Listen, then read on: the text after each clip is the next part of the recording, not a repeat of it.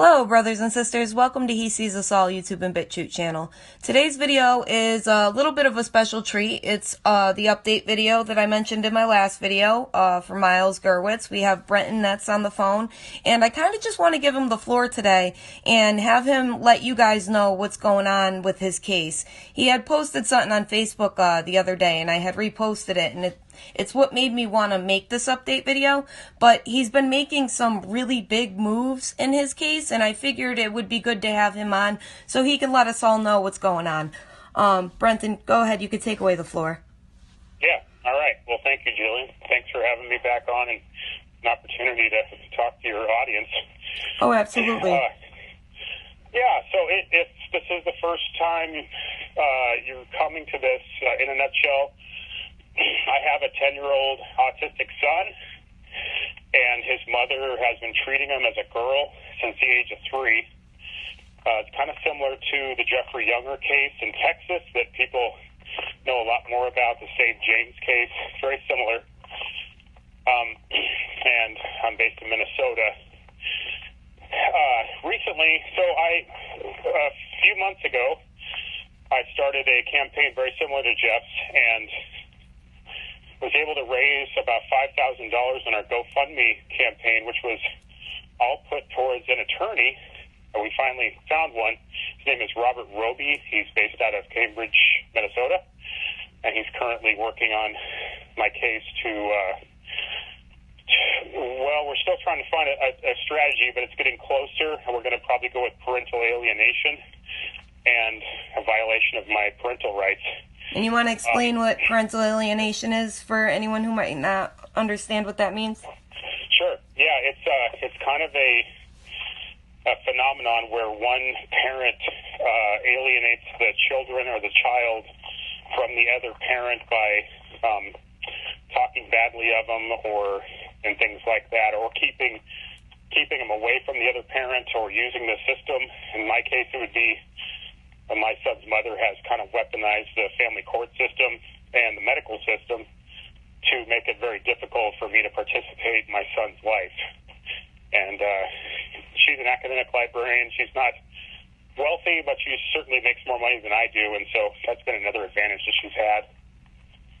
Yeah, I noticed that's with Jeffrey Younger's case as well. I noticed with these cases that tends to be the thing where the caregiver in question is the one with more of a financial advantage. Yeah, it certainly doesn't help. The family court's already kind of swayed towards the mothers. Anyway, yeah. Yeah, and so when the mothers have more money, it's a gross advantage.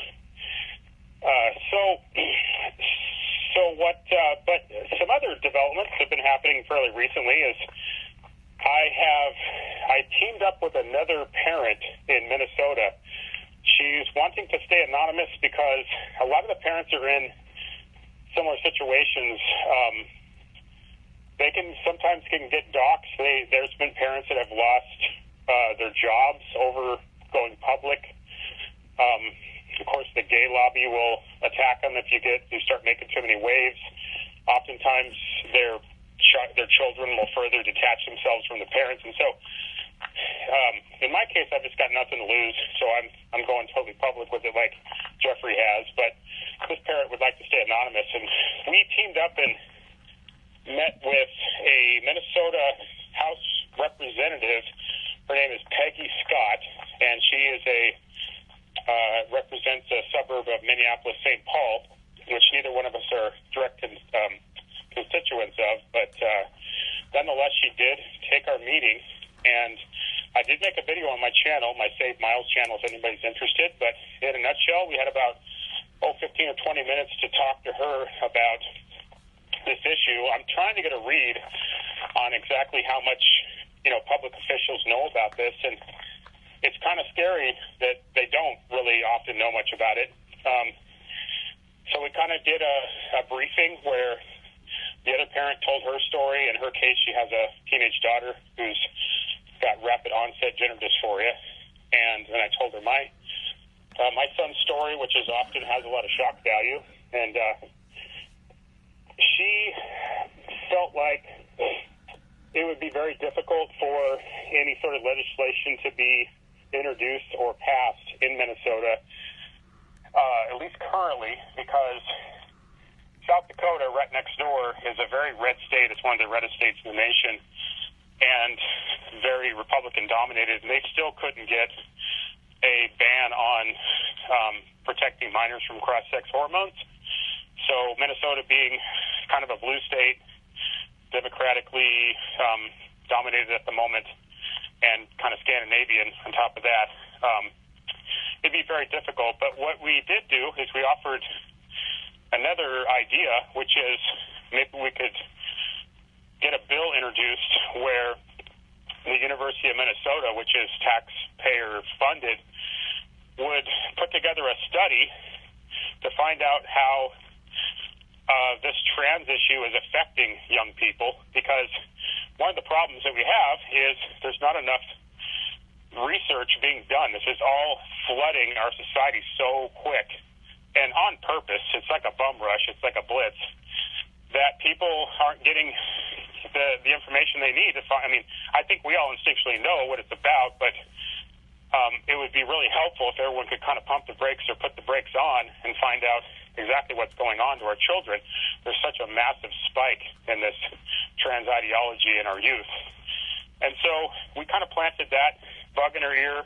She thought it was a pretty good idea, and she said she would take it to the lawyers on the 14th floor or something like that, and maybe we'll check back with her and see if that actually happens. And then today, yesterday, I looked up on Google all my state representatives for Minnesota, and I found that we have a state senator based right in St. Cloud, where my case is at. His name is Jerry Ralph, and that's R-E-L-P-H. And I emailed his assistant, and he got back to me quickly, and we actually made an appointment for today. And so earlier today, I met with Minnesota Senator Jerry Ralph for about 15 minutes, and I tried to get a read on what he knows about this subject, and I got the impression he doesn't know much about it. So I tried to give him the elevator pitch on what's going on with our kids, and then in my case, my kid, and happening right there in his district. And he seemed to be mildly interested or shocked by it, but it's my opinion that once there's an argument that if people don't know about it, it's one thing, but I think when it finally sinks in, the facts of it, is when people start to have to make decisions. I don't think there's really any fence setters. It's like you either recognize it as an absolute evil and a moral outrage, or there's the other side, which becomes really complicit about it. And so it's yet to be seen whether, in this case, the Senator Jerry Ralph will, become morally outraged by it. I'm going to certainly check in with him. But I guess what the takeaway on it, and I'm kind of making some little videos on my channel about it, is I've been surprised at how easily our elected officials are reached, or basically we always hear that they work for us, and so in theory they have to answer to us, but we kind of live in these times where they seem to be not really serving our purpose, our interests, which I think is still true. But I've been finding so far that if you do reach out to them, they kind of have to hear you, and especially if you come to them and you go to their office, which is what I've been doing, they at least have to sit and hear what you have to say. And so I've been trying to point out to people that basically if I can do it, anybody can do it. And these people get 1,000 emails a day, and they get 100 letters a day, but they have a hard time ignoring you when you actually go to their office and you sit down across the desk from them. So if anyone's listening to this interview, and they're passionate about this subject, I would just urge you that I found it's been very easy to just go and have access to the people that have their hands on the levers of power in America. Okay, so what you're basically saying is it's easy for people to get involved in this, right? Because I've actually had people comment and ask me before, where I could send them for them to get involved, like with the Drag Queen Story Hour and different things like that. You're saying it's not really that hard for people just to get in touch with state senators and such? Is that what you're getting at? I have been surprised. So I have been finding that you just send them an email or you can make a call, and oftentimes they have assistants that will just get back to you fairly quickly, and then you can explain the situation. And you just Google their name or whatever? I'm sorry? And you would just, Google their name or whatever, right? Yeah, I punched into Google, who are my elected representatives of the state of Minnesota, and you go to like a master webpage that will give them all the way down to like the highest state senator down to the commission and local level, and then you can kind of just go down the list. So I just started sending out emails to all of them, and some of them keep trickling in and getting back to me. And what I've been doing is trying to schedule appointments to go in and speak with them face to face. Yeah. Yeah, and see if someone will be shocked enough, which they should be. Anybody that's paying any attention should be, that possibly they would want to start something. There are other states, like right now, the state of Alabama is getting pretty close to passing the same ban on giving cross-sex hormones to minors as South Dakota almost was able to pull off. So hopefully they'll be the first state or one of the first states that'll succeed in doing so, and then that might start a cascade effect for some just common sense laws to be passed. But mostly, what I'm doing is I had to sit back and think about, the world is just full of trouble, obviously, and mine is just, one kid and the whole mix of things. Is how is I going to try to bring some attention to my case? Because as it stands, I've been trying for years to get some headway in the family courts that are just highly rigged, and I finally just started deciding, I want to couch his story into the bigger picture, because at the end of the day, it doesn't come down to just my son. Of course, it's very personal to me, but there are thousands of children that are being affected by this epidemic. I keep struggling to find the right word for it. It's a crisis. There is like a 4,000% increase in referrals for children with what they're calling gender dysphoria. Yeah. Yeah, my last video, I actually mentioned a lot of these things, and I actually mentioned, too, about how you were being basically stonewalled in every step of the way with this case, and how the court system is basically trying to drain you and Jeffrey Younger dry of funds, just hoping that you guys will give up because they're going to take everything you guys have, because you two are trying to keep your children safe. I actually touch on that in my last video. And I wanted to ask you, cause you mentioned in your post on Facebook that, you plan on staying in this fight even after your son is safe. I highly commend you for that, but what are your plans what plans do you have to do that? Sure. Yeah, no, I'm so glad you brought that up. First I'll address the whole, lawfare element of it is, so I know people that are very close to Jeffrey. Jeffrey has a gag order, an unconstitutional gag order put on him at the moment, which he's trying to get lifted. And he can't, I know, it's terrible because he can't ask for help. Yeah, right. And they are, so right now what's happening, so I'll just address this quickly, is what's happening in Jeffrey's case is Jeffrey Younger was being incredibly effective at educating the public on this crisis.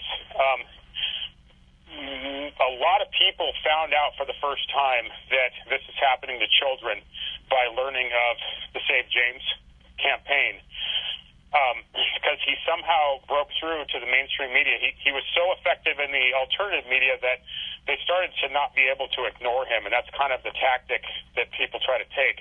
It's a tactic I'm trying to take. And so what they did is when they went to court, this judge used a unconstitutional gag order to basically silence Jeff and Jeff only. His wife is not silenced.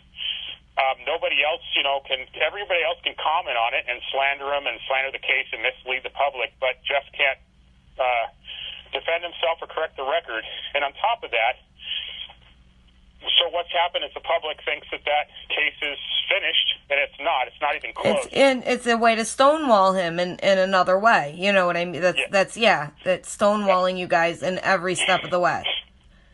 Right. And it also eliminated a big opportunity for Jeff to raise money. So if he can't go out there and keep the public informed on what's going on. That's what I saw too. Yeah, I saw that too. That was a way to stop the funds from coming in another way. It's almost like they're attacks. Really, they are attacks against you guys. Yes, yeah, it's using the system to unfairly. See, it's unfortunate because I'm not a very articulate guy. I mean, in a way, I'm not made for this job. I'm a recluse. I just want to go fishing, but I'm kind of having to take this battle on, and so I'm not exactly the best spokesman for the subject. There's people that are a lot better at it, and one of them, and probably one of the best, is Jeffrey. And they knew that, and they saw that, and they saw how much he understands what's going on, and then he was able to articulate it to the public. And they just couldn't have that. And so they put this gag order on him. There's no good reason for it. They always use this myth doctrine of what's best for the child. You'll hear that almost every time you step into a family court. And, of course, you should hear it as the exact opposite. They're usually doing what's worst for the child at this point. And so they use that and a couple other just minor excuses to gag Jeff. And so in the meantime, they are bankrupting him behind the scenes.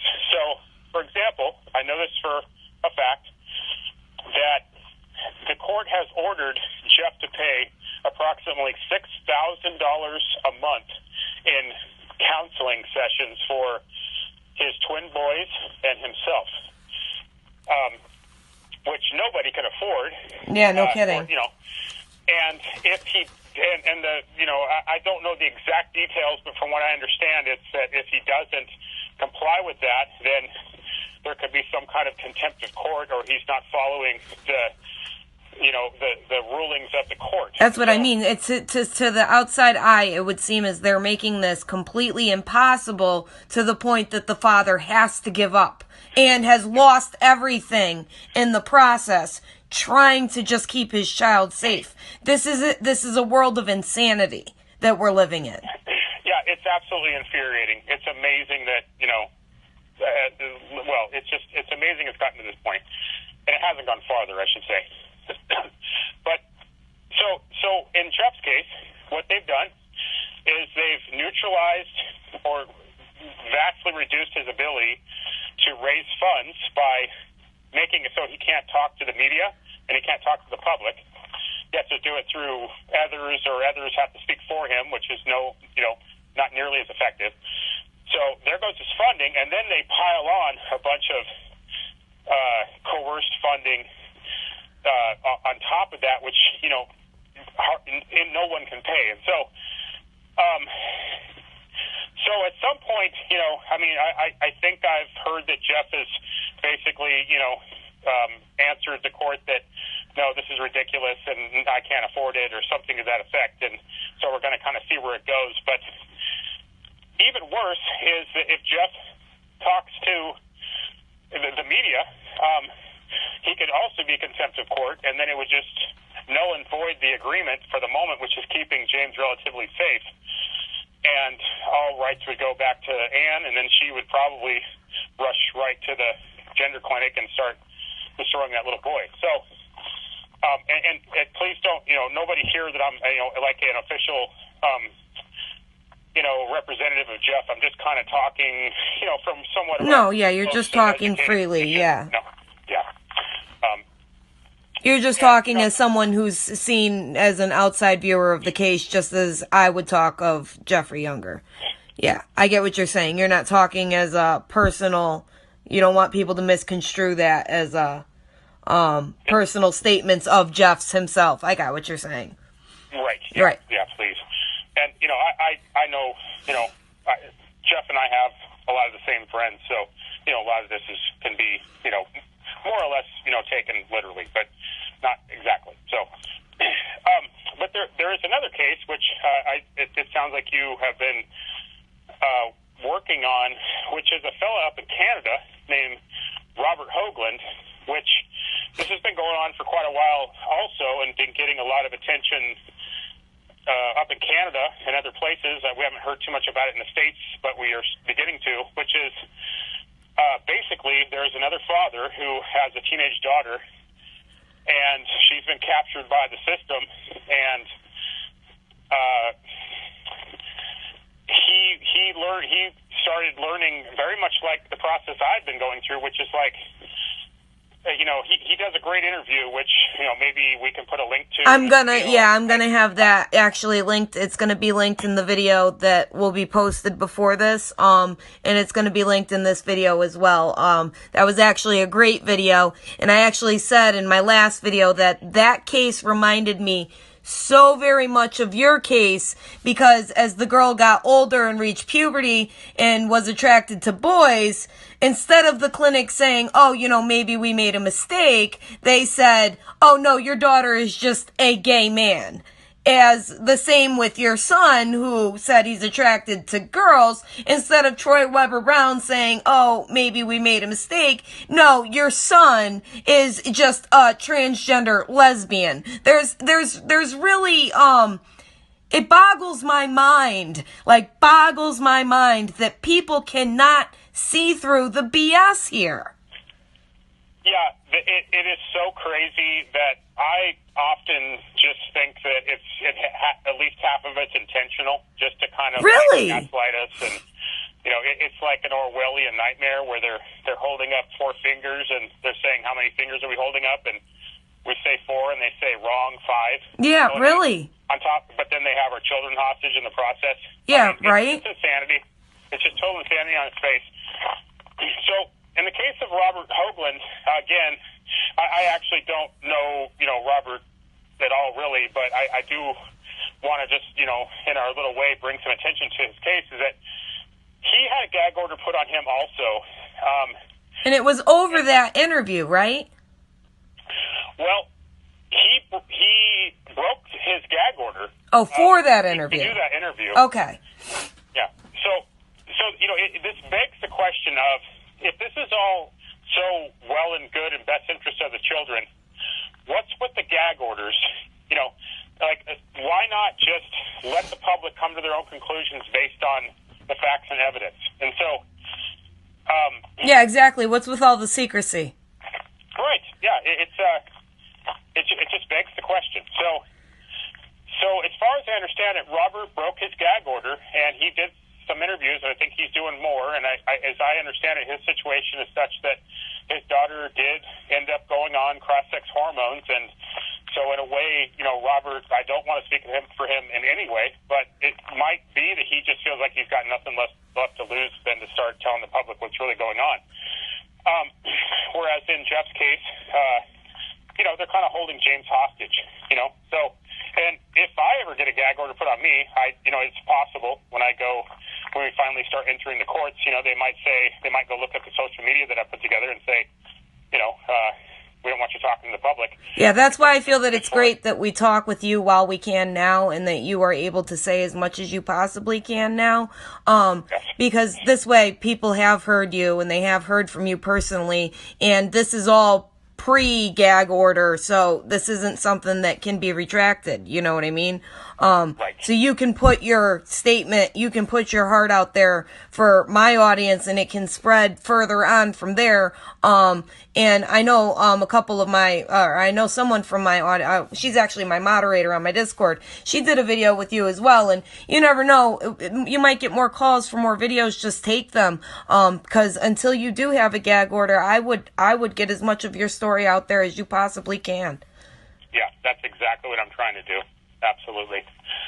if there was a gag order or some kind of demands to take down my media presence, social media presence, then I would be in a position very similar to Jeff's, where they would have my son kind of held hostage, because as it stands now, I believe the only reason why his mother has not put him on puberty blockers, or what I more accurately call chemical castration, is because I've been making this fuss. I mean, I kind of entered it at the 11th hour, and but so Centricare is the medical system there in Minnesota who's blatantly violating my parental rights, and they did put a pause on some of this when they started to see that I was making a fuss, but in the past week, they've decided that they're going to continue to just go forward. They have reinstated Troy Weber Brown at the Gender and Sexuality Clinic to be my son's counselor, and I was just informed as of yesterday that his mother has made appointments for March 16th and March 30th, and that's 2020 this year. Oh, wow. Yeah, so I have been notifying him, letting him know that at this point I don't expect them to honor my parental rights, but I am going to continue to feed them rope so they can hang themselves with some class action lawsuit sometime in the future, because this is just going to keep happening more and more. And, you would think that there wouldn't be any hurry on this, that they at least, for example, in my case, allow the court case to kind of play itself out and see, whether my parental rights are going to be honored or not. But they're in a big rush to do this beforehand, which is also very questionable, if you ask me. Yeah, there should never be a rush. I mean, they're always playing the beat puberty game, for reasons that I think we talked about in the last interview. I won't go into that too much, but yeah, they want to. They know that puberty, for the most part, solves all these problems, and just more obvious stuff. But my son's case, he is autistic, and he does have some real problems, and they are using this gender dysphoria confusion to mask right over it, and it's infuriating. That's why I'm out here. I don't know where this is all going to end up. I don't know if my son is too far gone, or if at the end of the day I'm going to lose this battle. But I've got to try, and I'm hoping that there are going to be other parents that are going to be coming along. It's just going to happen. I mean, this system is just primed. The pump is primed, and they're about ready to just throw on the switches for the engines to go full blast. And when it does, there's going to be kids just being fed into this meat grinder, and there's going to be parents that are not going along with it. And so, hopefully we're kind of setting some groundwork here for people to, like in my case, one thing I'm trying to do is to, if it's just a common, simple guy that lives in the woods and wants to fish and be left alone, just finds himself in a mess like this, I want, it's most likely to be a father, but it doesn't necessarily have to be, but I want this parent to know that you can fight back. I mean, don't let lack of money, don't let, lack of tech knowledge. I mean, come find me. If someone 2 years from now hears this and you find yourself in this mess, call me, email me, find me, I will help you. When I say that I'm going to stay in this fight long after my son is safe, or not, or I lose, that's one way I'm going to stay in this fight, is I want to help people. A lot of people have helped me. A lot of people that... Yeah, and you want to be that helping hand as well. I understand. Right. Mm-hmm. Yeah, a lot of the people that helped Jeff, came and helped me, and now I'm going to, join that team eventually, and I want to help people in the future. So that's kind of what I mean. Well, absolutely, and that's with my last video. I talked about that article that you sent me with Miss Bell there, that woman who is suing the doctors in that Tavistock clinic there, for giving her experimental puberty blocking drugs without the proper consent, and she's suing, which I thought was very interesting, because in my last video I mentioned that there would be lawsuits coming, and then lo and behold, here's a lawsuit coming at the clinic itself. And I want to push that story, because her story as well, I'm hoping, will inspire other children who are getting older now and who may have regrets, but who might be afraid or ashamed to come forward, or, just ashamed to come forward because they have regrets, because they feel that they're shunned from the community as it is. And then if they come forward and say that they regret their transition, then bam, they're shunned from the transgender community. Then they feel like they have no one. I'm hoping that this woman's story can inspire others to come forward, because if more and more of these stories come forward of these teens who are greatly regretting it, and contemplating suicide at that maybe it will stop others from making the same mistake, because they're pushing this as a fad, and they're pushing it at children, and that's where they're winning with this, because you can popularize anything with a kid. That's why they have the candy and the kids' little toys and stuff up by the register, because children are impulse buyers. Children can convince their parents to get them something that they see that they want right then and there, and this is how they are marketing transgenderism. I'm seeing it being marketed in a sense. It absolutely is. Yeah, it's everywhere. It's I use the term market creation. So, in capitalism, if it's not growing, it's, dying. And so, capitalism is always trying to find markets. And I'm a capitalist, don't get me wrong, but it's just kind of a fact.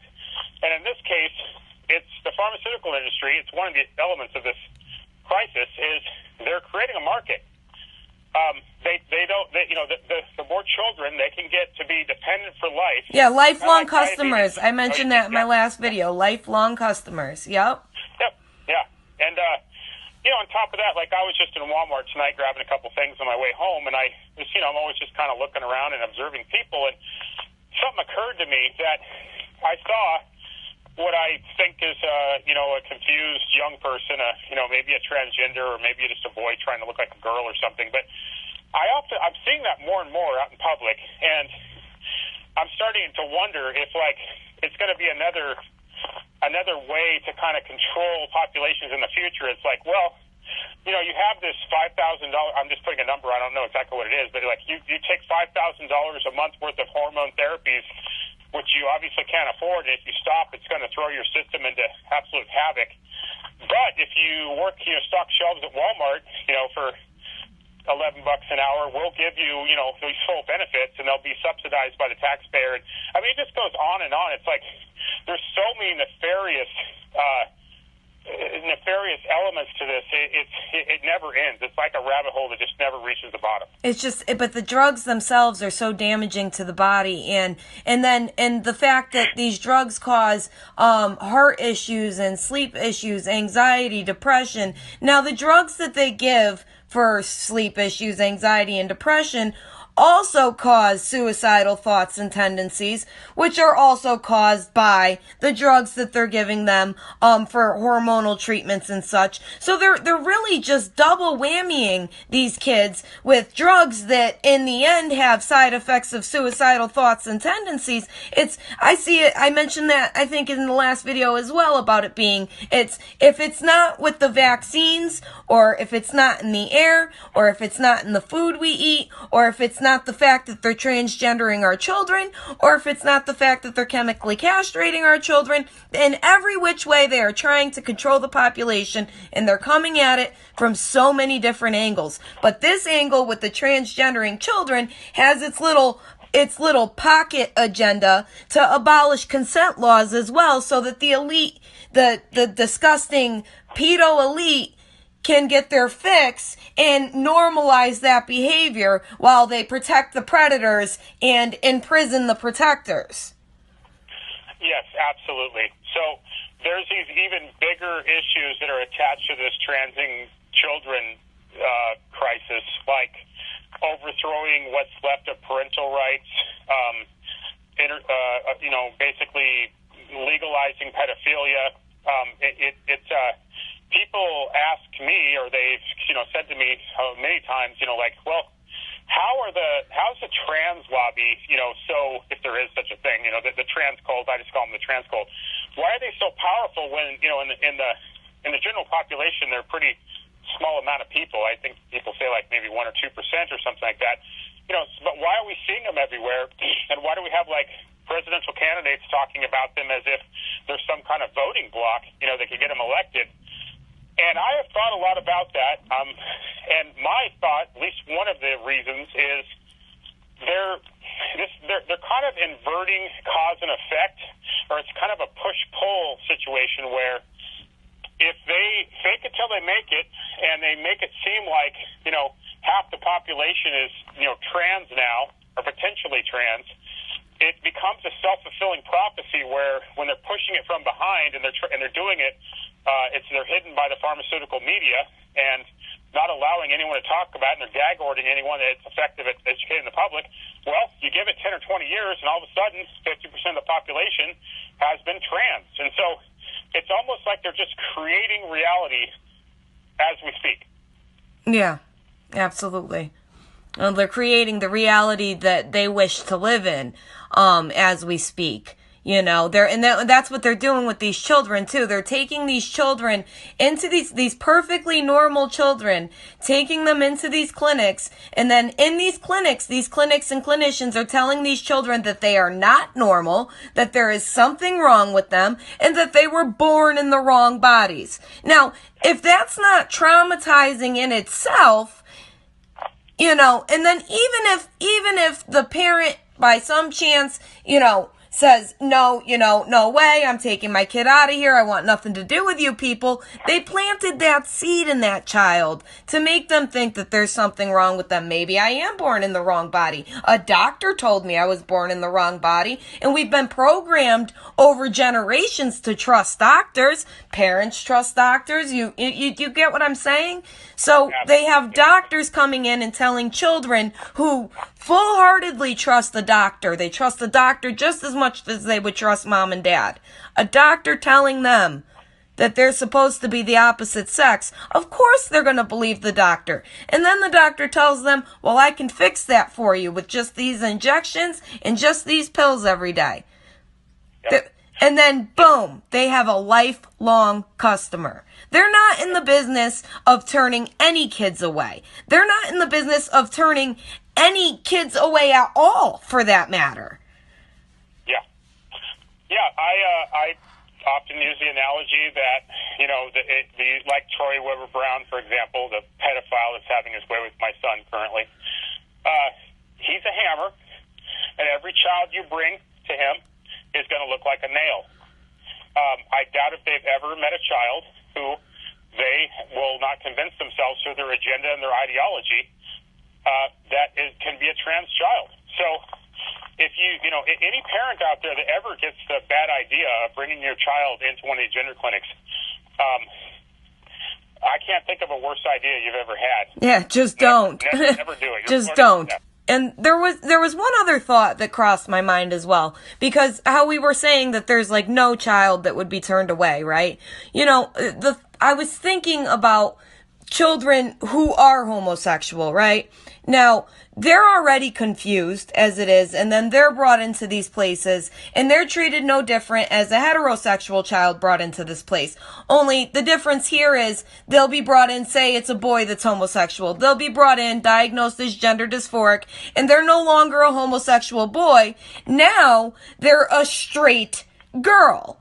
It's just everything is so backwards. And then say you take a straight boy in and to a transgender clinic. They'll diagnose that said boy as transgender, and he's no longer a straight boy. He's a lesbian female. It's absolutely mind-boggling. And when you hear it put in that sense, it makes me wonder why there aren't more people in the homosexual community speaking out about this who are like around our age. Like, because if it was them, if they were the children today, they would be the children that would be being forced to take these hormones, having all these different meds shoved down their throats, and being forced into transition at young ages when they're not really sure. I feel like the adults today that are homosexual would not have wanted a sex change as a child, and they would have been influenced into it if it was them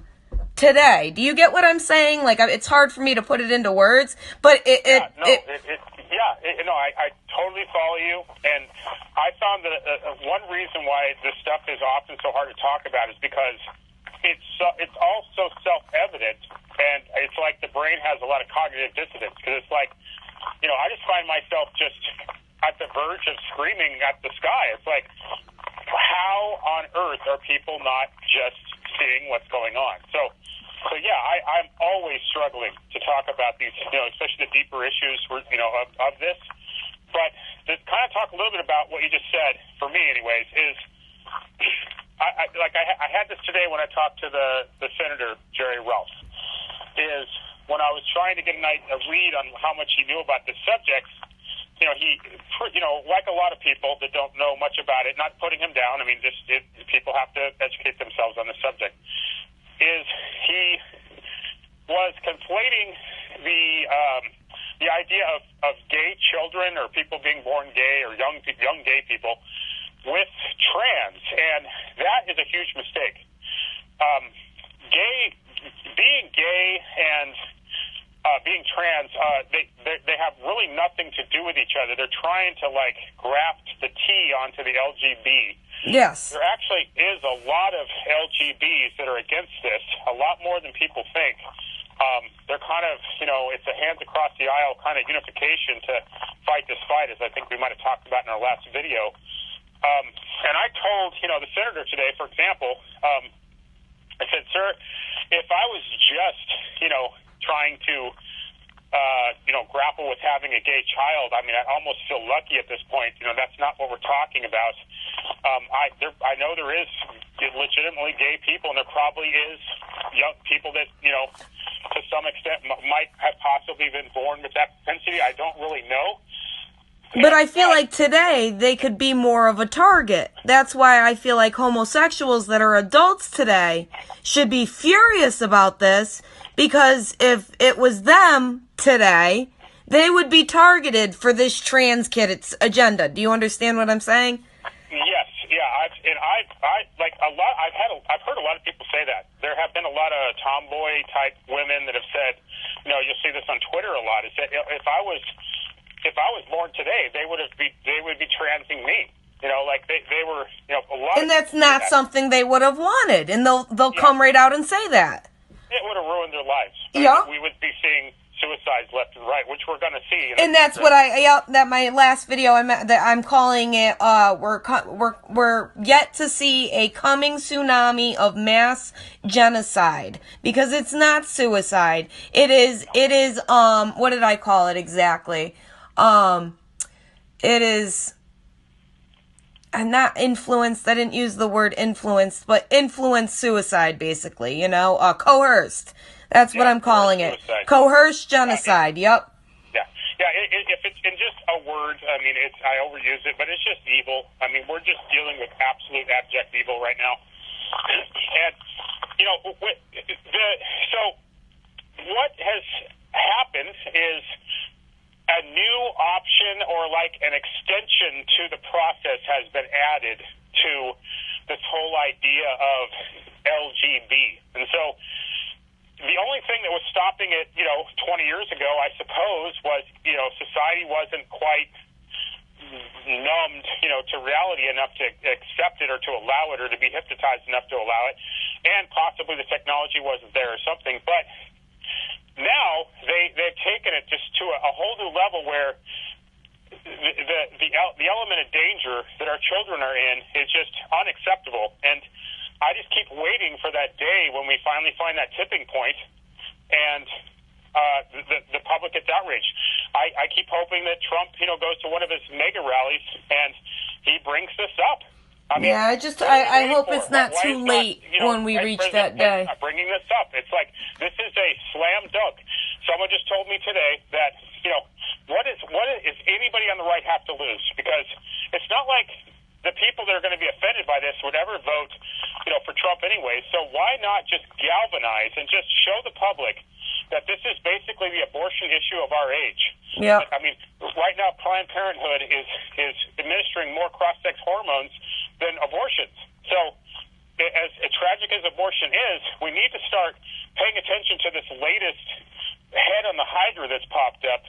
And, It's incredibly frustrating. You could not find a subject that would frustrate you more than to try to take this on.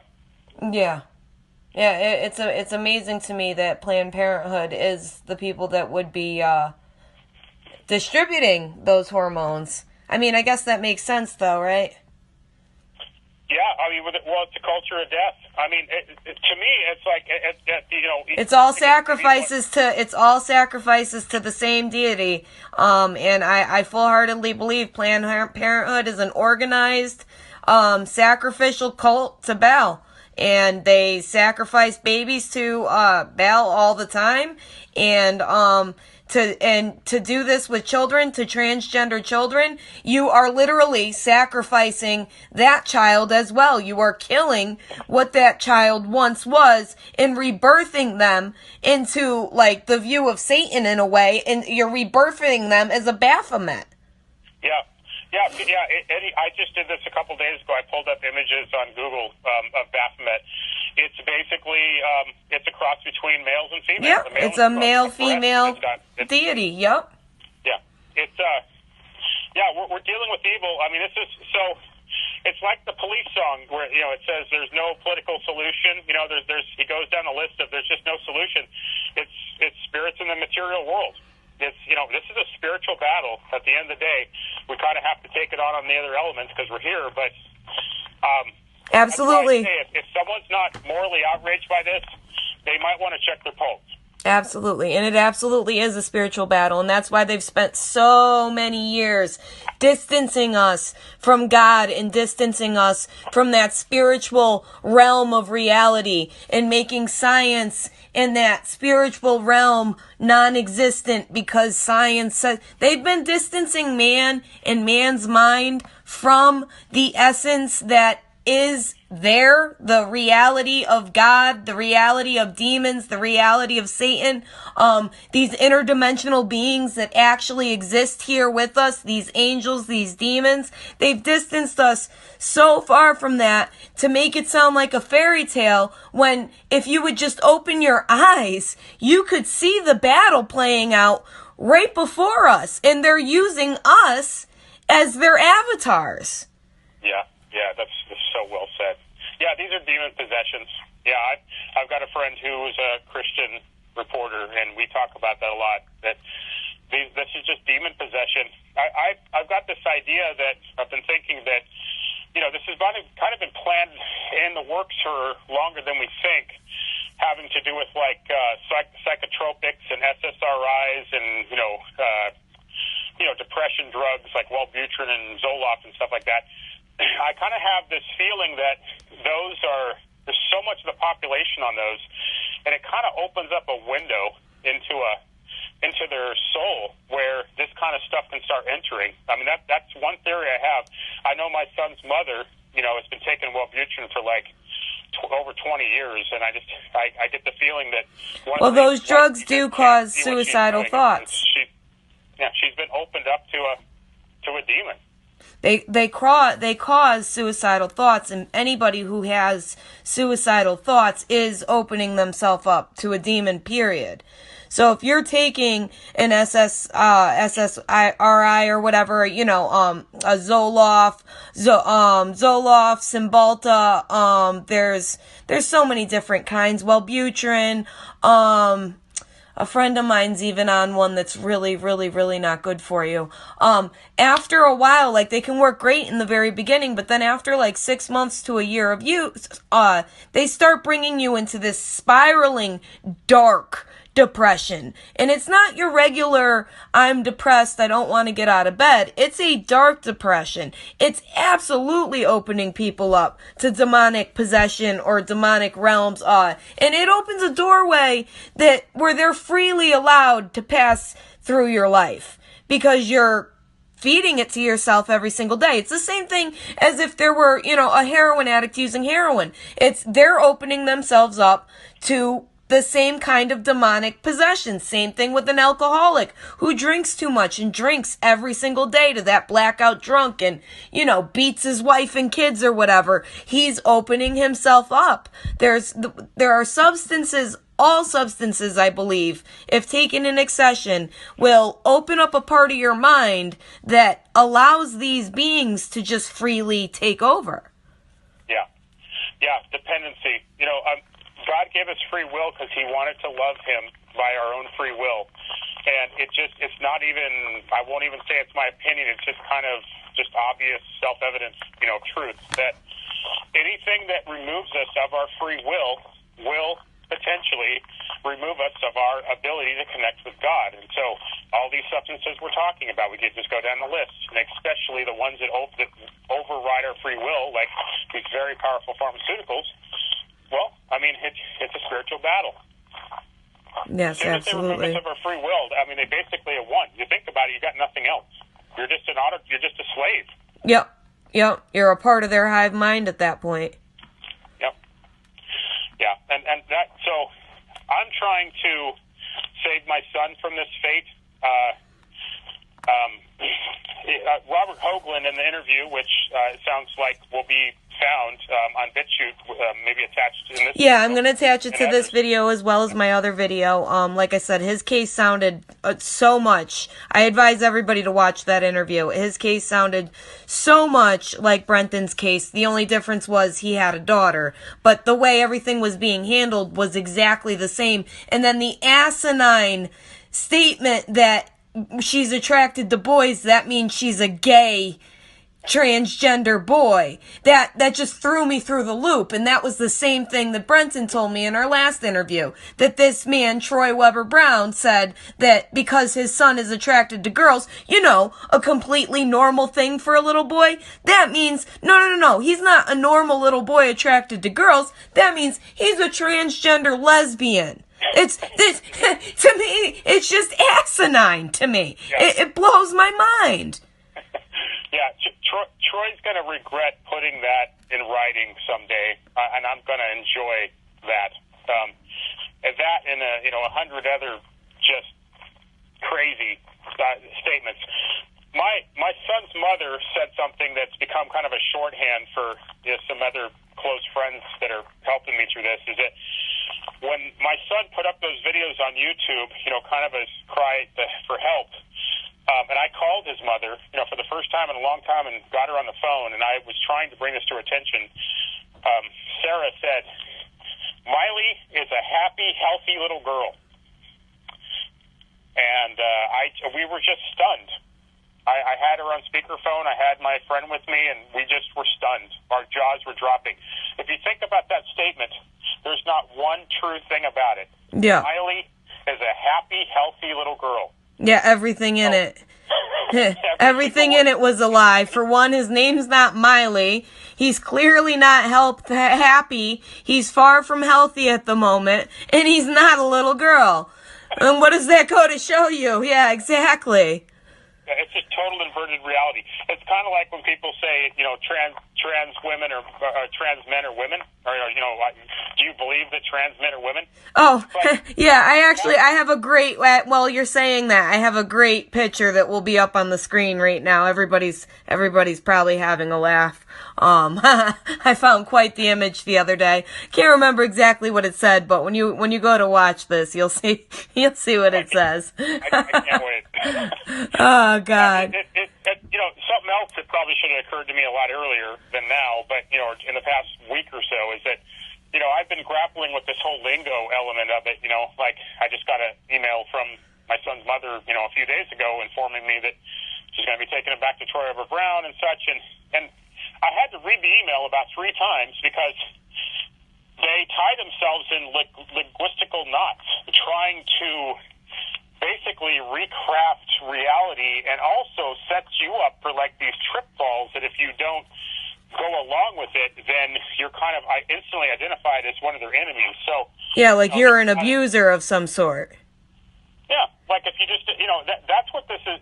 This is so. The other parent I told you about that I went and saw the House representative with, she said something very profound that really added a piece of the puzzle for me. Is she said, they have created such a masterful web in which to capture us and our children, and it really is something to behold, because you would think that all it's going to take is you just to recognize it and say no, and to extract your child from it, or whatever to do to safeguard your child. But they have covered every exit, and I'm not trying to be doom and gloom or fatalist or defeatist here, but I'm going to find an exit that hasn't been covered or die trying. But I'll tell you, this has been in the works for a long, long time. They have mastered the language.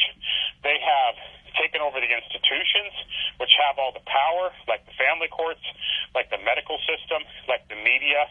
I mean, this is if your child, I'm going to keep ranting here for one more second here, because I think it's just really important. This is kind of just reminding me that, I'll tell you, if you're out there listening to this interview and you have children, do whatever it takes to not fall into this trap. Do not get entangled in this web. I mean, do your research. It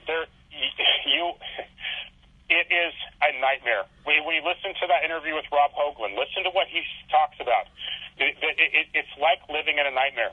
Like, you're basically watching your child be slowly dismantled by the medical system, and there is about a 3-foot clear glass wall between you and your child, and you're screaming at the top of your lungs, and you're banging your fists, and you can't save them. Yeah, I'll have that interview linked below, and actually, as we were speaking about Rob Hoagland, I have an article about him that I'll have posted throughout this video as well, so they would have been able to read that. I'll link that article down below as well if you want to go check that out. I'm also going to link the Save Miles YouTube channel. I will link Brenton's GoFundMe as well. Every link that he sent me, I will link down there for you guys to go and check out, and any support you guys can show him is greatly appreciated for sure. But I highly suggest you check out that Robert Hoagland interview as well. Because it was definitely a good watch, and it was definitely, Brenton's right. The man, he's got nothing left to lose at this point. So, yeah, and I could add this also. It's been, I guess, announced in the past few days that Jeffrey Younger and Robert Hoagland are going to put together a interview together, and as far as I understand it, Jeff feels that if he does an interview with, let's say, a Canadian broadcasting company, for example, that's outside the jurisdiction. It is, outside the jurisdiction of the U.S., Yeah.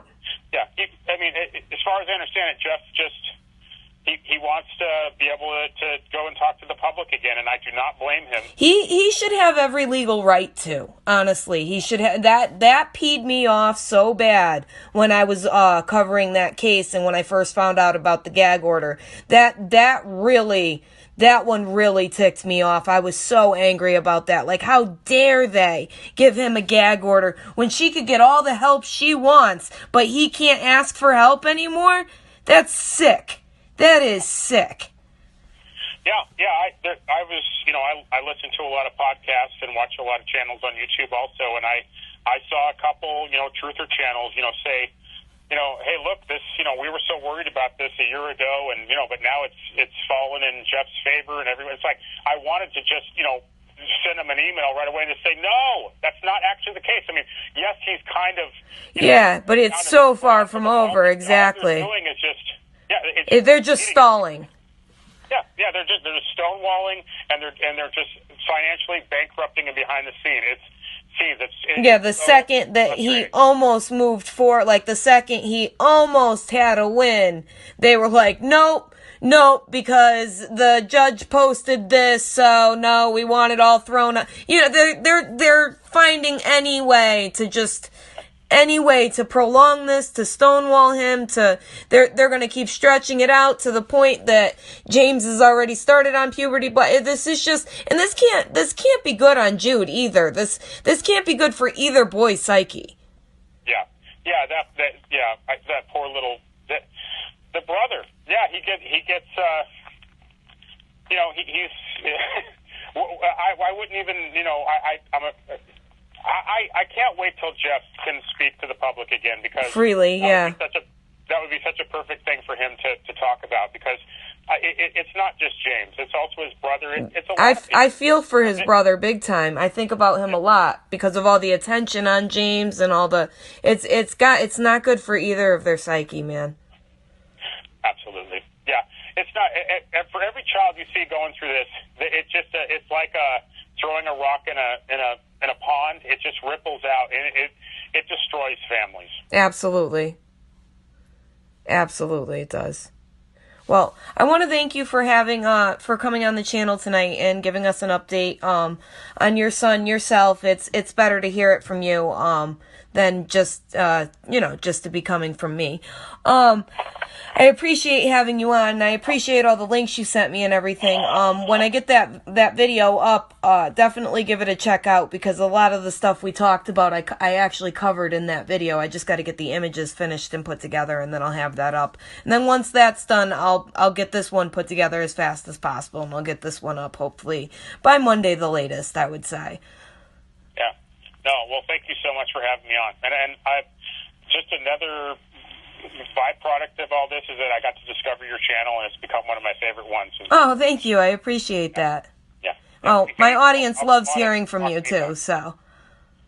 Yeah, thank you so much for continuing to care about my case. Oh, absolutely, and I'll continue with follow-up videos in the future. There's at no point would I stop. Like, I'm here as long as my channel's here. I'm here for all of the children that need a voice, that aren't getting the voice because the MSN isn't touching anything like this, so.